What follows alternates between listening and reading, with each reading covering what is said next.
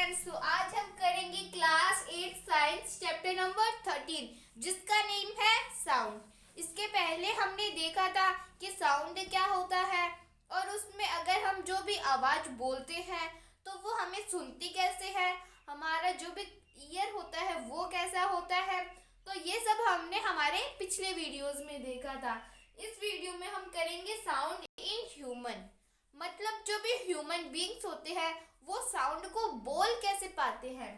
तो voice box और larynx is the most important source of sound in human beings. Human beings के गले के अंदर क्या होता है? ह्यूमन बीइंग्स के गले के अंदर वॉइस और लारिंक्स होता है। वॉइस बॉक्स को ही लारिंक्स बोलते हैं। बॉक्स ये वाला होता है हमारा, यहाँ पे ये थोड़ा बहुत नहीं होता क्या ऐसे मोटा सा, ये होता है हमारा वॉइस बॉक्स और लारिंक्स। ये क्या है? इम्पोर्टेंट सोर्स है बोलने का। Is the most important source of sound in human beings. Human beings के अंदर ये इम्पोर्टेंट सोर्स है बोलने का। Two ligaments commonly known as vocal cords, ये हमारा वॉइस बॉक्स है और इसके पास में टू क्या होते हैं? दो ऐसे तार वगैरह होते हैं। यहाँ पे टू लिगामेंट्स होते हैं। ओके, यहाँ पे टू लिगामेंट्स होते हैं जिन्हें हम वोकल कॉर्ड्स बोलते हैं। और ये अगर हम जो भी बोलते हैं तो ये जो लिगामेंट्स होते हैं वो खींचे जाते हैं।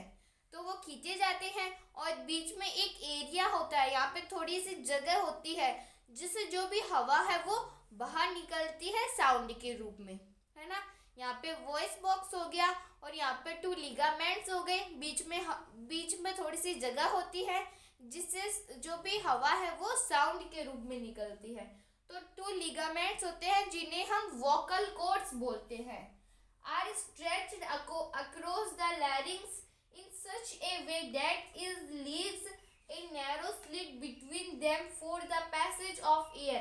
When the air from the lungs is forced through the slit, it makes the vocal cords to vibrate and hence sound produce.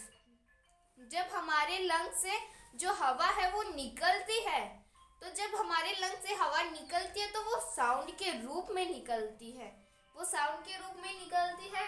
तो ये तो था पूरा साउंड इन ह्यूमन के बारे में। इसके अंदर क्या होता है? एक वॉइस बॉक्स होता है यहाँ पे और यहाँ पे टू लिगामेंट्स होते हैं। बीच में हवा के निकलने के लिए स्पेस होता है, हमारे लंग से होके हवा निकलती है। तो ये सब तो था साउंड इन ह्यूमन के बारे में। अब हम आगे बात करते हैं। अब है sound in human. The pitch of sound produced is changed by the muscles attached to the vocal cords। अगर हम बोलते हैं, अब मान लो मैं चुप बैठी हूँ, चुप हूँ ना मैं, अगर मैं बोल रही हूँ तो मेरा बोलना किस पर निर्भर है? अगर हम बोलते हैं तो वो मसल्स के ऊपर निर्भर रहता है, हमारा बोलना मसल्स के ऊपर निर्भर रहता है। When vocal cords are tight or thin, अगर हमारे vocal cords क्या हो गए? टाइट हो गए, एकदम टाइट हो गए और वो क्या हो गए? पतले हो गए, तो क्या होगा?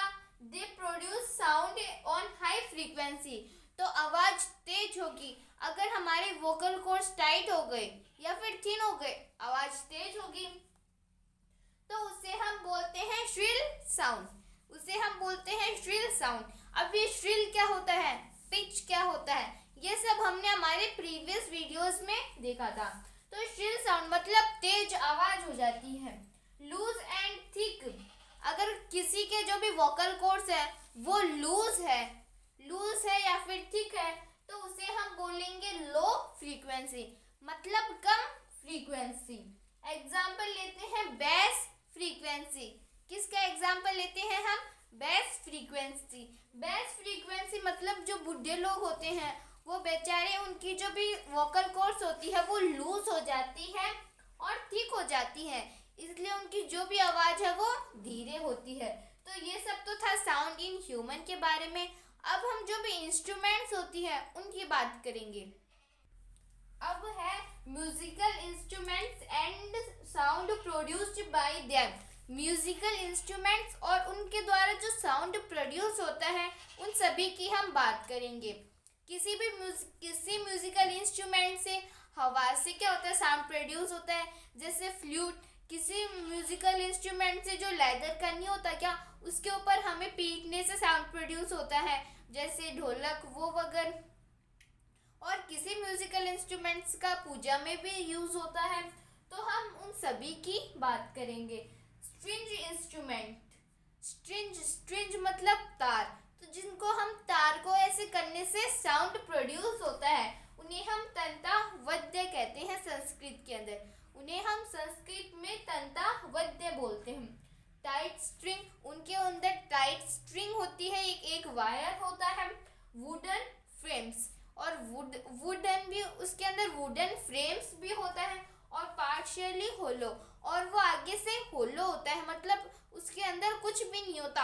अगर उसके अंदर कुछ भी नहीं होगा तो साउंड एकदम मस्त प्रोड्यूस होगा, एकदम ब्यूटीफुल साउंड प्रोड्यूस होगा।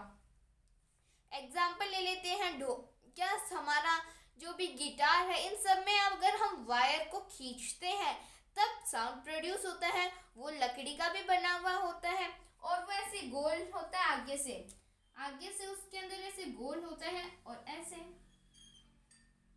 फिर बीच में एक वायर लगा होता है। तो ये जो गोल होता है ये क्या होता है, होलो होता है, उसके अंदर कुछ भी नहीं होता, बस वो बाहर से लकड़ी का बना हुआ होता है। तो इससे साउंड प्रोड्यूस होता है, वाइब्रेशन उसका अच्छा होता है। और विंड और रीड इंस्ट्रूमेंट्स, जिसे हम सुशील वाद्य बोलते हैं। विंड मतलब हवा से, तो ऐसा साउंड जो हवा से प्रोड्यूस होता है, जैसे बांसुरी में अगर हम हवा देंगे तभी साउंड प्रोड्यूस होगा। तो vibrating air columns are used, हवा से जिसके अंदर साउंड प्रोड्यूस होता है उसे हम विंड और रीड इंस्ट्रूमेंट्स या फिर सुशील वाद्य बोलते हैं। जिसके अंदर किसके तार से जो भी साउंड प्रोड्यूस होता है उसे हम तंता वाद्य, और जिसमें हवा से होता है उसे हम सुशील वाद्य बोलते हैं। तो ये तो थे हमारे 2 म्यूजिकल इंस्ट्रूमेंट्स। अब हम आगे बात करते हैं। अब हम बात करेंगे परक्यूशन और मेम्ब्रेन इंस्ट्रूमेंट्स, जिन्हें हम अवनद्धु वाद्य भी बोलते हैं। तो इसके अंदर क्या होता है, किसी भी चमड़े के ऊपर किसी भी लकड़ी का होता है, उसके ऊपर कोई भी चमड़ा बिछा दिया जाता है, बाद में उसे पीटते हैं। एग्जाम्पल है ढोलक, तो ढोलक के ऊपर क्या होता है, उसको पीटा जाता है, तो उसे हम बोलते हैं अवनद्धु वाद्य या फिर परक्यूशन और मेम्ब्रेन इंस्ट्रूमेंट, जहाँ पे किसी भी लेदर के ऊपर उसको पीटा जाता है और उससे जो साउंड प्रोड्यूस होता है उसे हम बोलते हैं अवनद्धु या फिर वाद्य। टाइट स्किन ओवर मेटल और वुडन फ्रेम्स, किसके ऊपर टाइट स्किन को बांधा जाता है, या तो मेटल के ऊपर, मेटल की कोई चीज होती है उसके ऊपर या तो टाइट स्किन को बांधा जाता है, या फिर वुडन फ्रेम को, या फिर वो लकड़ी का होता है। फिर घना वाद्य, घना वाद्य क्या होता है, घना वाद्य का यूज हम हमारी पूजा करने में या फिर हम हमारे आसपास में ही यूज करते हैं घना वाद्य को। These instruments are simply beaten on stuck in rhythm। जो भी पूजा होती है उसके अंदर हम जिन इंस्ट्रूमेंट्स को यूज करते हैं उसे हम घना वाद्य बोलते हैं। तो ये तो था पूरा सभी इंस्ट्रूमेंट्स के बारे में। अब हम देखेंगे कि हम साउंड को मेजर किसके अंदर करते हैं। अब है मेजर्स ऑफ लाउडनेस, हम जो भी लाउडनेस होती है उस मेजर्स करते हैं। ऐसे तो है नहीं कि हम लाउडनेस को मेजर नहीं करते। जब भी कोई व्यक्ति आता है हमारे घर पे कहीं पे शादी में जाके, तो बोलता है कि तेज डीजे बज रहा था, तो हम बोलते हैं कितना तेज, तो उसके लिए कोई मेजर तो होना चाहिए। तो हम लाउडनेस को डेसिबल्स के अंदर मेजर करते हैं, जिसे हम स्मॉल डी और कैपिटल बी भी लिखते हैं। उसकी unit small D capital B होती है। किसके अंदर मेजर करते हैं, डेसिबल्स के अंदर। Human ear can pick up to 10 dB to 80 dB। जो भी ह्यूमंस का ईयर होता है वो 10 डेसिबल से 80, यहाँ पे 180 आएगा, 180 डेसिबल्स तक सुन सकता है। कौन, हमारा ह्यूमन ईयर 10 डेसिबल से 180 डेसिबल्स तक, 180 नहीं, यहाँ पे शायद 80 ही आएगा, तो 80 डेसिबल्स तक ही सुन सकता है human ear. Loudness is sound is considered between, हमारा जो भी लाउडनेस होता है वो किसके डीबी।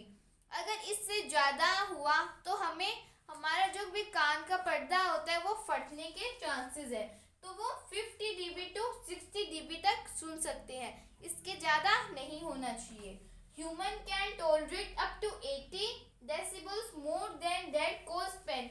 अगर 80 डेसिबल से भी ज़्यादा हुआ तो क्या होगा, हम बहरे हो सकते हैं, हमारे जो भी ईयर्स होता है उसके अंदर पेन होने लग सकता है। तो हम लाउडनेस को किसके अंदर मेजर्स करते हैं, डेसिबल्स के अंदर। ह्यूमन ईयर 10 डेसिबल से 80 डेसिबल्स तक सुन सकता है। अगर 50 या 60 तक तो हम अच्छे से सुन सकते हैं, वो भी थोड़ा ज़्यादा ही होता है। अगर 80 डेसिबल से भी ज़्यादा हुआ तो हमारे ईयर के अंदर पेन होने लग जाता है। तो ये तो था मेजर्स ऑफ लाउडनेस के बारे में। अब हम बात करेंगे नॉइस पॉल्यूशन की।